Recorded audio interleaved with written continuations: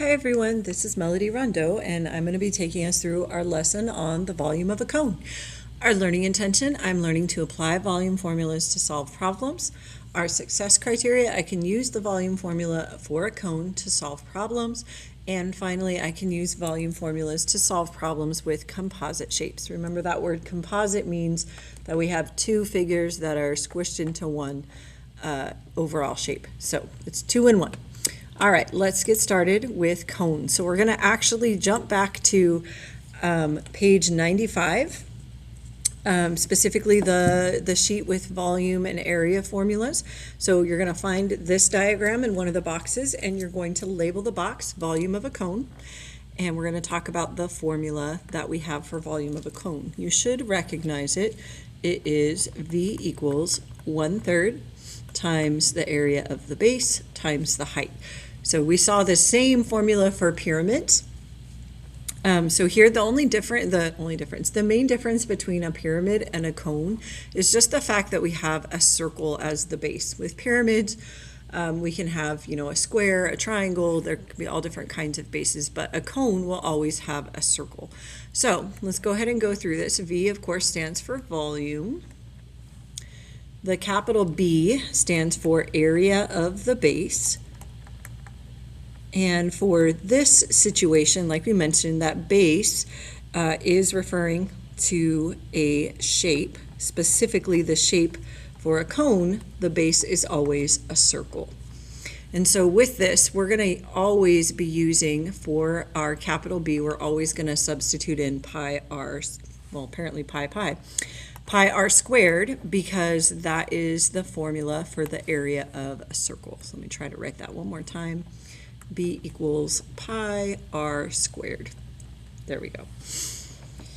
All right, and then finally, the last letter that we have here to talk about is H, and this is of course the height, specifically of the cone.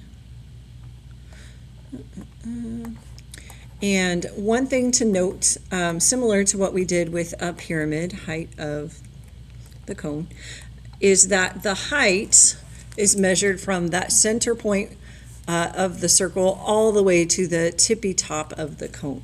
So the center of the circle to the top of the cone, that is the height, and this little arrow right here is pointing to it, so I'm going to go ahead and label that. That's the height. This other arrow is pointing to, hopefully you recognize that, the radius from the center to the outside edge of that circle. This one is the radius, which we use in the area of a circle formula. So there we go. Those are the pieces for the volume of a cone. Let's take a look at example 1. So this would be back on page probably 97, 98, something like that, on our volume of a cone notes. So example 1. Right after Cindy buys a frozen yogurt cone, her friend Maria calls her, and they talk for so long that the frozen yogurt melts before Cindy can eat it. The cone has a slant height of 3.9 inches, we'll come back to that, and a diameter of 2.4 inches. If the frozen yogurt has the same volume before and after melting, which that would be weird, but that's all right, and when melted just fills the cone, how much frozen yogurt did Cindy have before she talked to Maria? And we are going to round to the nearest tenth. All right, so here we go. That thing that I skipped over, what back up here, is this thing called slant height. The slant height you can see is labeled in our picture down here. It is this side, or not side, it's like the edge of the cone. So along the edge. So if I went from the tippy top and trace, I'm going to try to trace this down to the circle along the outer edge of the cone, that's called the slant height. It's different than the regular height, which is that center line from the circle's center to the top down here. Come here, there we go. So the actual height that we are talking about is that right there, that's our height. So this is actually broken into parts for us. Part A says find the radius, then use Pythagorean theorem to find the height of the cone. If we're going to find the overall volume, which is what the question is getting at, how much frozen yogurt there was, we're going to need the height of that cone. So first step here, find the radius. So if we look at this setup, it says 2.4 inches and it's pointing to the center of the circle. That is a way of notating or trying to communicate that the 2.4 is actually the whole length across. So all the way across is 2.4. So if I want the radius, I only want half of that. I want from the center to the outside edge. So that amount would be take 2.4 and divide by 2. So I would do that really quickly. Let's stick with red. So I would say the radius is going to equal 2.4 divided by 2, which is 1.2. And that would be in inches. So that's this amount right here, 1.2. All right, so now we have the radius and we have the slant height, and we're going to find the height. So the question in here that's interesting, it tells us to use Pythagorean theorem. If you look carefully at this drawing, there is actually in here, in this next to the height here, there's actually a right angle right here that I'm going to trace over. Hopefully you guys can see it now. There was a right angle right there, which means the height where it touches the center and then that center out to the outside edge, that radius, those are making a right angle, which means that we have a right triangle. So we can use Pythagorean theorem. So just a reminder, Pythagorean theorem, a squared plus b squared equals c squared, where c squared has to be the hypotenuse. In this case, that hypotenuse is the 3.9. So I'm going to put that in immediately. That's across from the right angle. The A and the B are not nearly as important in terms of which one goes where, but I'll start with the A as the radius, the 1.5. And then my B I'm going to replace with H because that is the other side of the triangle is the H. And then I'm going to solve this for H. So to solve this out, I would do 1.2 squared, which is going to give me 1.44, plus H squared equals this one, when I multiply it out, is 15.21. Then I would solve for h squared by subtracting 1.44 from each side. And then that goes away. I get h squared equals, subtract that out, is 13.77. And then to get h by itself, so I want to get just the h and not the squared. To get rid of the squared, I would square root. And I do it to both sides. There we go. And so square and square root cancel. I basically just have h. On the right hand side, I would have, I type this into a calculator. In fact, I will show that for us. The square root of 13.77. Let me pop that up for us. Don't mind that. Okay, so Desmos. Okay, so I want the square root, so I'm going to go get rid of these tools. Square root of 13.77. And it gives me this lovely number, 3.71079, blah, blah, blah. So I'm just going to try to remember the first part, 3.710. Back to our presentation. So this is 3.710, and it goes on. If I look back at my directions, it tells me to round to the nearest tenth. Now, I typically don't want to round unless I absolutely have to, but at this point, I kind of need to have just a number so that I can go put it into another formula. So here I would round to the nearest tenth, which means I want only one decimal. I look back, the 1 tells me to round down or stay the same. So I end up with h is approximately 3.7. Isn't that beautiful? 37, well, 3.7. All right, so that is also a measurement in inches. So now I've completed part A. I found the height of the cone is the 3.7 inches. Then I'm going to go over to part B, now find the volume of the cone. So here's that formula one more time. Volume is 1/3 times the area of the base times the height. So here goes the area of the base. Well, the base of a cone is a circle, so this is going to be pi r squared, and then times the height, and then I'm going to plug in those values. We just leave pi as pi. The radius was 1.2. 1.2, and then that's squared, and then my height that we found was 3.7. So this I will show us how to do on the calculator. It's a lot of different calculations, and we'll come back in just a second. So give me a second. Cool. All right, so I'm going to hit enter on this one, so I can just go to the next one. All right, so 1/3, you can either do 1 divided by 3, or you can do the little fraction over here that is a over b. I like to just do 1 divided by 3. That gives me my fraction. If I do it this way, I definitely need to press the arrow to the right so that my cursor moves. You can see the difference between the two cursor locations. So I want to make sure it's to the right. So 1/3. Then I'm going to press that pi button, which is right above tangent. And then I need the radius, which was, so I'm going to do times 1.2, and I'm squaring that. And then times the height, which was 3.7. So I get 5.579, blah, blah, blah. So we'll go back to our screen here, 5.579.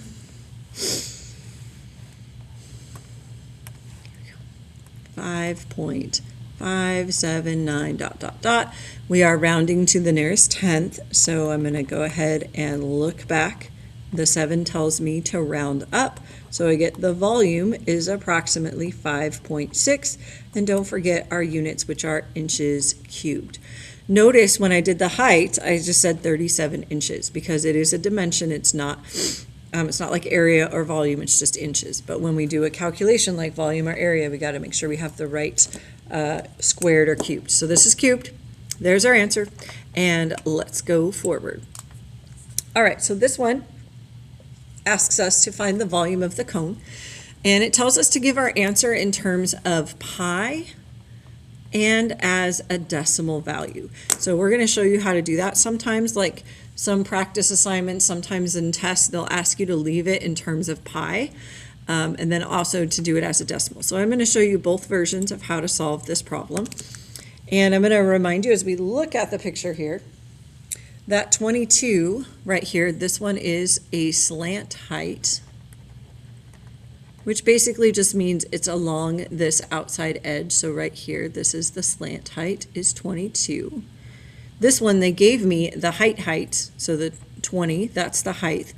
And then if I draw from the edge of the slant height straight down to the center, and I kind of imagine a right angle right here, you can hopefully see a triangle there, that this dotted line here, this represents a radius of the circle, and I have a nice little right triangle there. All right, so I'm going to go ahead and get started with my formula and see if I even need that, but I'm pretty sure I will. So volume equals 1/3 times the area of the base times the height. The base of a cone is a circle, so pi r squared, and then times the height. And here's where I run into an issue. I can do 1/3, I can write pi, but I don't know the radius. So I have to go and find that. I'm going to use Pythagorean theorem again. So a squared plus b squared equals c squared. Nice little right triangle there for me to use. And I'm going to make my a my radius. My b would be the height, the 20 centimeters, so 20 squared. And remember, c is the one that is really important. It has to be the hypotenuse, and we can see there the slant height is across from the 90. So this is going to be 22, and then squared. I'm going to simplify. Got to actually simplify. 20 squared would give me 400. And then 22 squared gives me 484. To solve for r, I would subtract the 400 from both sides. And that gives me r squared equals, let's see, 84. And from there, to get r all the way by itself, I would square root both sides, and I get r equals whatever the square root of 84 in a calculator is. This one I won't go and show us, but you would type that into your calculator. I get 9.165 dot dot dot. On this one, we are asked if we have to round, which we do have to round. I haven't done anything with pi really yet, so just the decimal, I'm going to round to the nearest tenth. So that means I want only one decimal. I'm going to look back, and the 6 tells me to round up, so my radius is approximately 9.2, and that would be centimeters. All right, so now I have a radius. I'm going to go back to my problem and put in the 9.2. So I would say 9.2 n squared. And then the height we already know is the 20. So then times 20. So I would put all of that into a calculator. Just make that h a little more clearly h. And that would give me my answer. Now, here's the thing. The question, it says to do it in terms of pi and as a decimal. So here's how we would do this in terms of pi. I would basically do all of the calculations except for the pi. So I'm going to just take out the pi here for a second. Notice it's all multiplication. Everybody's being multiplied. And so basically I would type into my calculator the 1/3 times the 9.2 squared times the 20, and then I'm just going to kind of put pi at the back. So I'm going to actually do this calculation. I will show you in the calculator for this one. I just have to find the calculator again. There we go. Okay, so we once again would be 1 divided by 3 times 9.2, whoopsie, I just went crazy here. That's what happens when you don't push the arrow over. Okay, 9.2, and I want to square that. Oops, I forgot my times. Let me put in my times. Times 9.2 times 20. So I get this decimal. It happens to be a decimal because I had decimals in my problem there. So I have 564.26667. You're welcome, 67. All right, so 564.2666 repeating. Let's go back to our Flufferty-Doo here. And so I would say volume equals 564.266 and repeating, okay? And then because in this problem I do still have to round a little bit, I am still going to round, but don't forget we still technically have the times pi at the back. We're going to leave that. I'm going to go ahead and round to the nearest tenth. So I look back and the 6 tells me to round up.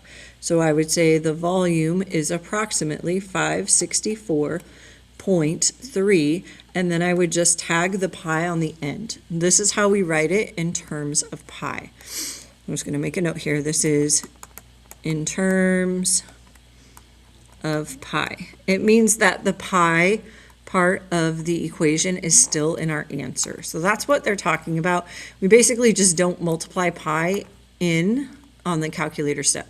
Now, to do the decimal value, which is going to be the next thing, the decimal value is basically if I take that, what I was left with, a 564.3, and I actually multiply it by pi. So I'm going to say the volume equals, and I'm actually going to go back to my calculator to get the most accurate answer. When I go back to my calculator and I was still typing that calculation, if I actually tag on times pi now, let me do times pi, then it gives me this number, 172.696, blah, blah, blah. So that 1772, I don't know if I said 2 sevens. Anyways, that's the number that I'm going to bring back to my presentation here. So 1727, see, I did it right there, 772, 2 sevens. All right, 1772.696. Now this is, there's no pi because I multiplied it in already. It's part of this answer, and this does continue. But now I would do my go ahead and round to the nearest tenth. So I look back and the 9 tells me to round up. So this answer would be approximately 1,772.7. Ooh, and I left off a very important part of both of these answers. We'll get to it in 1 second. So this version of the answer would be considered the decimal value because I have multiplied pi into the answer. So those are the 2 different ways that we could write our answer. And the one thing that I did leave off, oh my goodness, I did not put our units. So we don't want to forget, even if we have pi there, that we're going to say this is still centimeters cubed and this is still centimeters cubed. So we don't want to forget that to make sure we include those units. All right, our last one, we're going to be looking at a composite figure. This is looks like a cone and a cylinder.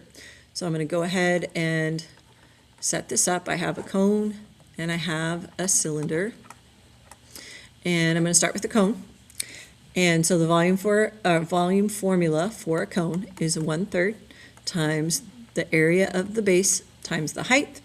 Remember, with a cone, the base is a circle, so that means pi r squared.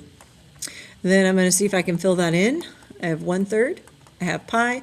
If I look over at my cone, the radius, it is not given to me. Remember this thing where they give us a number and point to that center of the circle is really meaning that the 16 millimeters is all the way across. So this is actually a diameter. But I want the radius, and I know that that's half, so it would be 8 millimeters. So back to my problem, I would put in 8, and we have to square that. And then the height of the cone, sorry, I was doing that on the bottom, but it's the same circle, whether I'm on the bottom circle or the top one. But anyways, the height of the cone, well, we're told the height of the cylinder is 19, so I need to know what is the height of the cone.